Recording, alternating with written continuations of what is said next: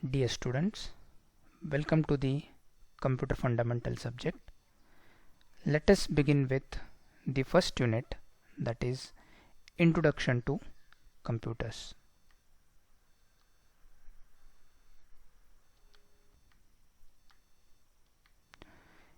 In this chapter, we are going to study the following topics.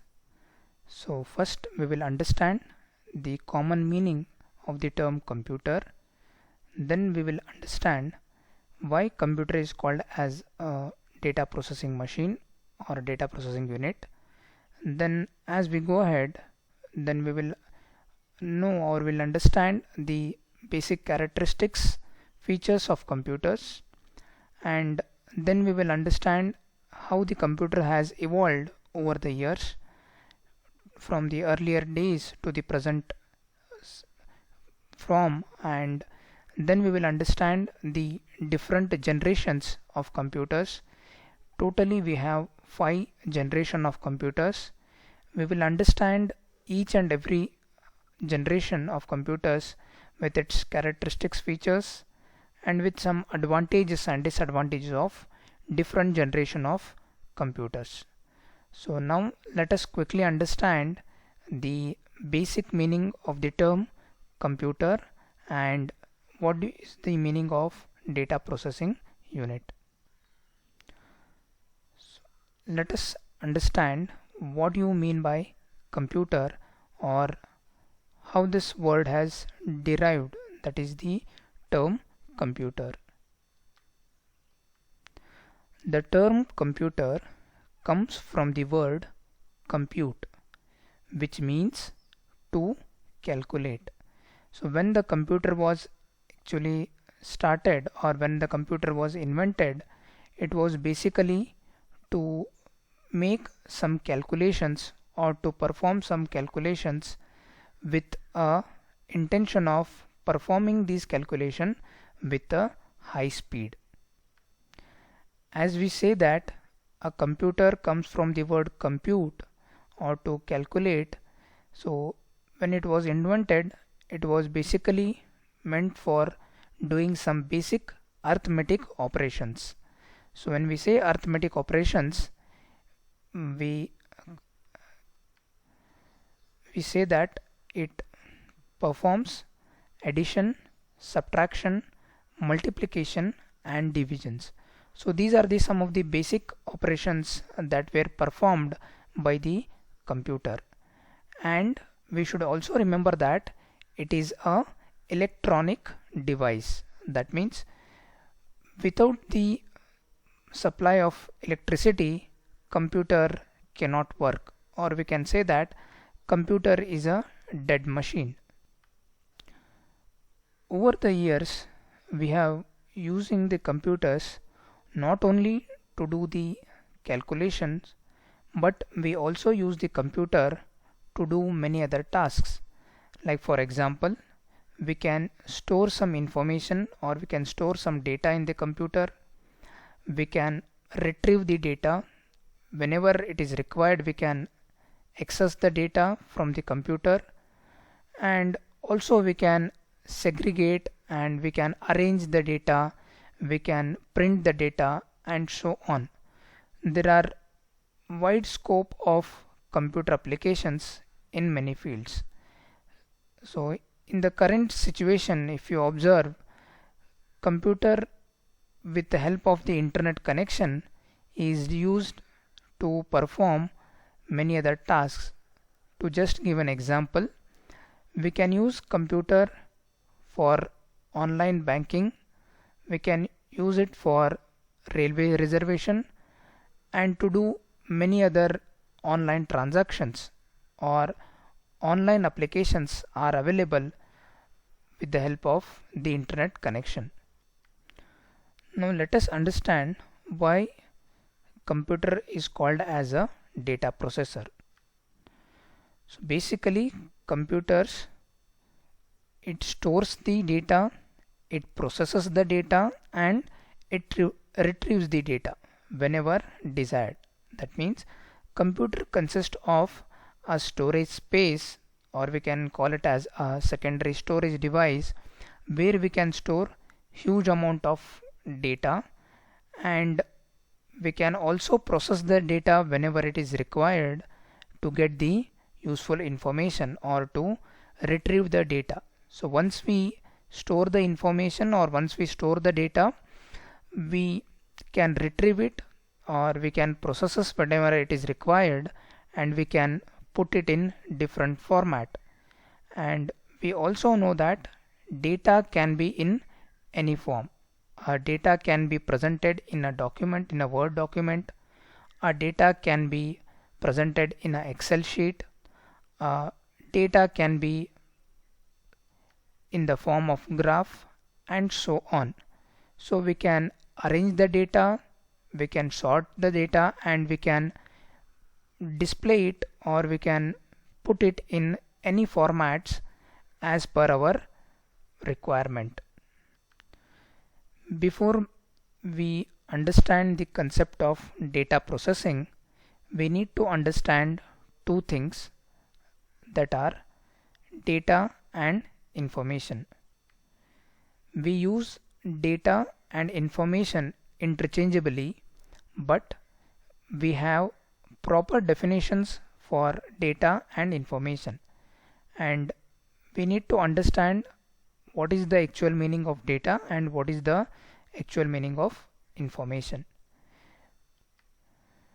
To give the definition of data, it can be defined as a collection of figures, facts, which can be processed to produce meaningful information. So whenever we say about data, it is always in the raw form, or we can say that it is just the collection of figures and facts, which is not giving any proper information. So to get a proper information or to get a meaningful information, the data has to be processed in a proper format, then only we can make some decision. So to give some example for data, a data can be roll number of students, marks obtained in their respective subjects, or list of subjects, or name of the students, or name of employees working in an organization. So these all are the example for the data, which is basically in the raw format, or we can call them as just the collection of figures, facts, or statistics. When we say information or result, it is the outcome of processed data or meaningful result. So information is the processed data, or it is giving some meaningful information, or it is giving some meaningful result for the users, and based on these meaningful results we can make some decisions or we can take some decision. To give an example, average marks scored by the student is an example of information. When I say just marks scored by student in 6 subjects, it becomes the data because it is in the raw format. So I cannot make some decisions. But when I say average of marks scored by student, from this I can say that it is having some meaningful information, and with the average I can make some decisions. So when I have average of a student or percentage of the student, I can make decisions. So what can be the decisions? For example, if the student has scored more than 85% marks, or if the student's percentage is more than 85, I can say that the student has passed with distinction. If he or she has scored in the range of 60 to 75 or below that, say 60 to 85, then we can say that the student has passed with first class. So if the student has scored, or if the student has scored less than 35%, then I can say that the student has failed in the examination. So when we have this information, we can make quick decisions, or the information helps to do the decision making. Now let us understand the meaning of data processing. The activity of processing data using a computer is called data processing. So when you look into this diagram, you will understand there are three things that are present here. One is the data, which is in the raw material. Then we have the intermediate object, or the computer, or we can say that basically computer performs all the calculations in the CPU, that is the central processing unit, where it can perform the arithmetical and logical operations. And once the processing is done, we get the output, or we get the information, or we can say that it is the finished product. So data is a raw material used as input. So if you want to do any calculation or any tasks, so we provide the input to the computer, and then the computer processes according to our instruction, and then we get the output or the information which is in the processed data, or which is obtained as a output. So we need to remember three things: data, processor, and the information.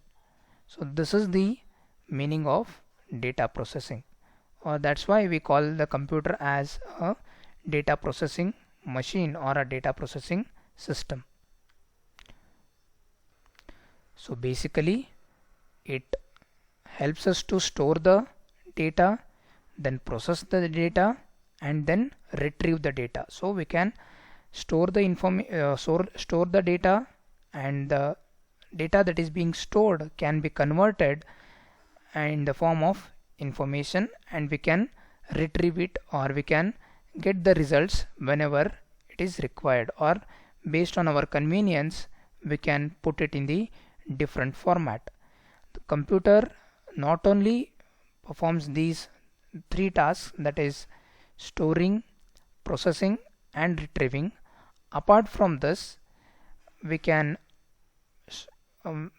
put the data in different format, or we can put the information by sorting the information and arranging the information as per our convenience and desired format. Data processing consists of three sub activities. The first one is capturing the input data, that is in terms of raw materials, and once the data is captured, then we manipulate the data. So we perform some tasks or manipulations with the data, and then we get the result, or managing the result. To just give an example, when I have data of many students, or a data of students studying in a class, and their marks scored in their respective subject. So I have the data of 50 students and their marks scored in individual subject. So this acts like a data, and then this I give it for the computer to calculate the average marks scored by all the students. So this is what we call it as the manipulating the data, or processing of it. Once the computer performs all the calculations or process the data, we get the output, that is we get the result of all the students and their average marks. So the average marks scored by all the students is nothing but the information. So once I get the average of all the students, I can arrange them in the ascending order or descending order, or in any other format that is required. So when I arrange the information in a proper format, I will come to know who is the topper of the class, or who is the second topper of the class.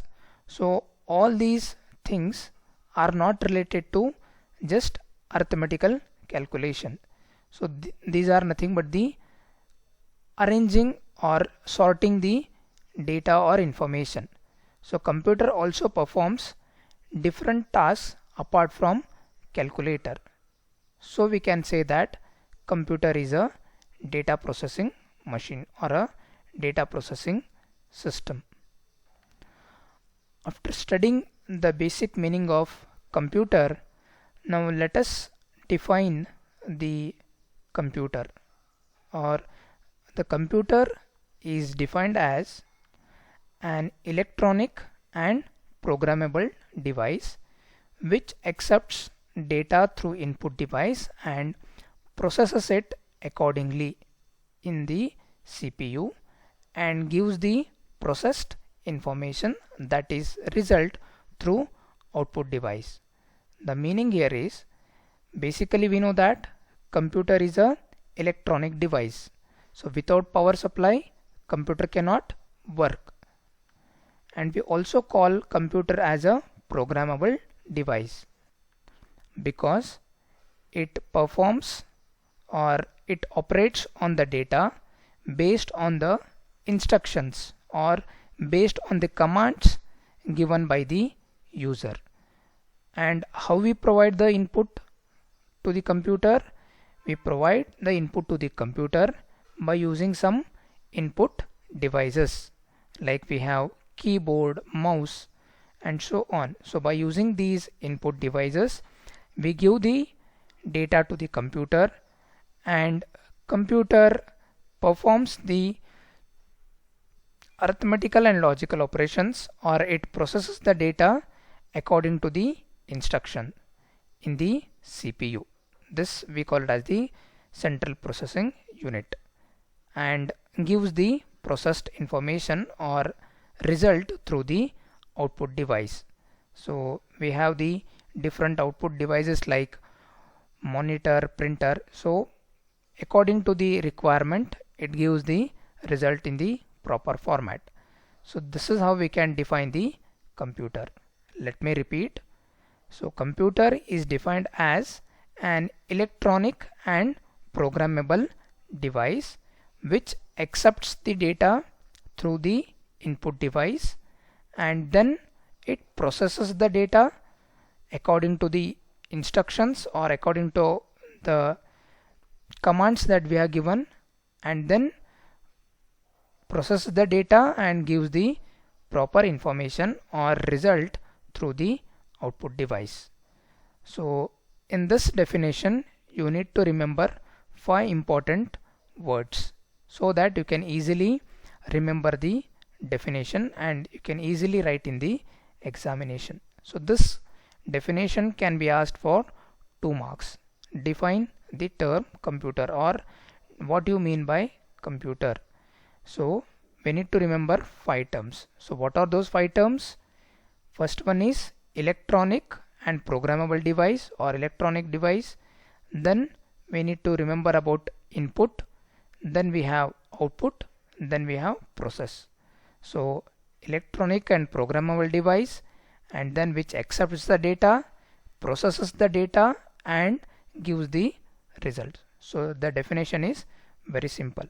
So to give one simple example, let us say we want to add 2 numbers, or we want to know the sum of 2 numbers. So 4 and 6 are my input. So these are nothing but the input data, and then we call the computer as the programmable device because it performs the calculation. So I am giving a instruction for the computer that add these 2 numbers by using the addition symbol. Based on the instruction, the computer has generated the result, that is 4 plus 6, that is 10. One more example is calculating average marks scored by student in 6 subjects. So when I want to calculate the average marks scored by student, what I have to do? I have to take all the marks of individual subjects, then I need to find the total, and then to get the average I need to divide it the total by the number of subject, so that I can get the average marks scored by the student.